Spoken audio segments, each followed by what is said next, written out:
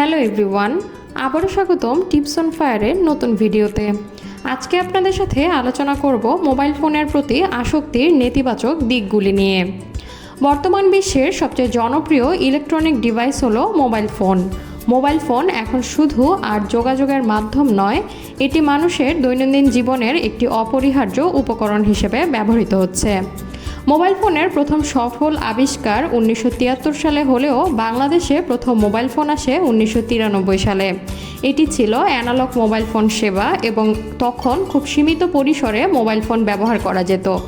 পরে 1997 সালে গ্রামীণ ফোনের মাধ্যমে ডিজিটাল মোবাইল ফোন সেবা চালু হয়, যা মোবাইল যোগাযোগ ব্যবস্থায় বিপ্লব ঘটায় এবং মোবাইল ফোনের ব্যবহার দ্রুত বৃদ্ধি পেতে শুরু করে।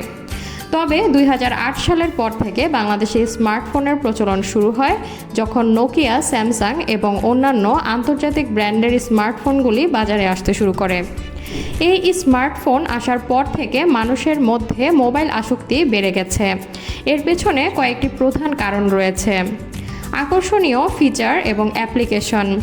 স্মার্টফোনগুলোতে internet, social media, games, video streaming এবং নানা ধরনের অ্যাপ্লিকেশন ব্যবহারের সুবিধা থাকে।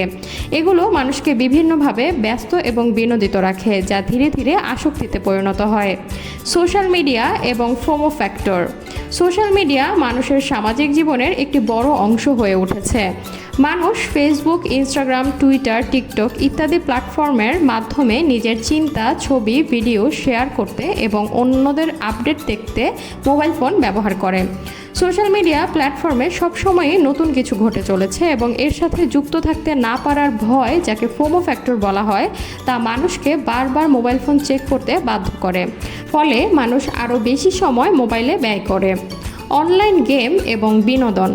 স্মার্টফোনে গেম খেলার সুবিধা এবং নানা বিনোদনমূলক অ্যাপ মানুষকে দীর্ঘ সময় মোবাইলের সাথে যুক্ত রাখে। বিশেষ করে কিছু গেম এবং ভিডিও প্ল্যাটফর্মগুলোতে আসক্তি তৈরি করার মতো নকশা করা হয়, যা মানুষের মধ্যে আসক্তি বাড়িয়ে তোলে। তথ্যের সহজলভ্যতা।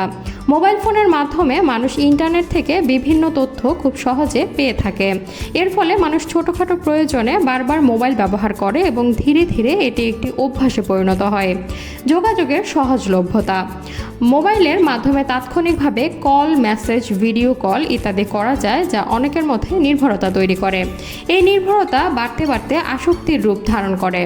এছাড়া সোশ্যাল মিডিয়ার মতো প্ল্যাটফর্মগুলোতে পরিবার, বন্ধু এবং সহকর্মীদের সাথে দ্রুত যোগাযোগ স্থাপন করা যায়, যা মানুষকে মোবাইল ফোনের প্রতি আরও বেশি আকর্ষিত করে তোলে।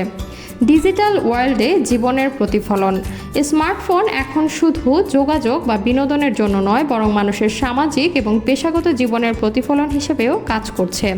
সোশ্যাল মিডিয়ায় প্রোফাইল, বিভিন্ন অ্যাপের মাধ্যমে কাজ এবং অনলাইন পরিচিতি মানুষকে মোবাইল ফোনে আরও বেশি জড়িয়ে ফেলে। এসব কারণের ফলে স্মার্টফোন আসার পর থেকে মানুষ মোবাইল ফোনের প্রতি আরও বেশি আসক্ত হয়ে পড়েছে। তবে মোবাইল ফোন অতিরিক্ত ব্যবহারের ফলে বিভিন্ন শারীরিক, মানসিক এবং সামাজিক ক্ষতি হতে পারে। শারীরিক ক্ষতি। শারীরিক ক্ষতির মধ্যে অন্যতম হলো চোখের সমস্যা। দীর্ঘ সময় মোবাইল ফোনের স্ক্রিনে তাকিয়ে থাকার ফলে চোখে চাপ পড়ে, যা ডিজিটাল আই স্ট্রেন বা চোখের ক্লান্তি, শুষ্কতা এবং মাথা ব্যথার কারণ হতে পারে।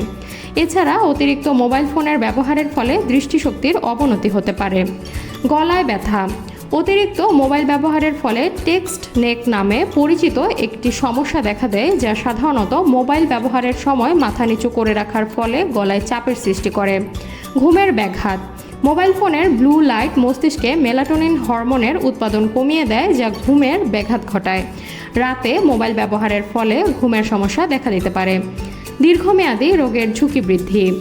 মোবাইল ফোনের অতিরিক্ত ব্যবহারের ফলে শারীরিক সক্রিয়তা কমে যেতে পারে, যা দীর্ঘমেয়াদী স্বাস্থ্যগত সমস্যা যেমন স্থূলতা, ডায়াবেটিস, হৃদরোগ ইত্যাদির কারণ হতে পারে। মানসিক ক্ষতি। মানসিক ক্ষতির মধ্যে প্রথমেই যেটি আসে তা হলো আসক্তি। মোবাইল ফোনের অতিরিক্ত ব্যবহার আসক্তিতে পরিণত হতে পারে, যা মানসিক স্বাস্থ্যকে ক্ষতিগ্রস্ত করে।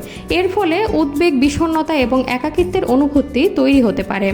সোশ্যাল মিডিয়া এবং তথ্যের অতিরিক্ত প্রবাহ অনেক সময় মানসিক চাপ এবং উদ্বেগের কারণ হয়ে দাঁড়ায়।